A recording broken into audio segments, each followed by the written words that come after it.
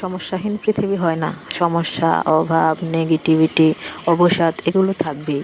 পৃথিবীর যত বয়স বেড়েছে, সভ্যতার যত বয়স বেড়েছে, এগুলোও বাড়তে বাড়তে গেছে। মূলত এগুলো থেকে পালিয়ে লাভ নেই। থাকুক না এগুলো ঘরের বা জীবনের কোণে, চলুক না আমাদের সঙ্গে, হোক না মন খারাপ, তাতে ভয় কী? মনের জানালাটা এত বড় করে রাখতে হবে যাতে সেটা খুললেই অনেকটা আলো এসে পড়ে, জীবনটাকে রঙিন করে আবার আগের মতো করে।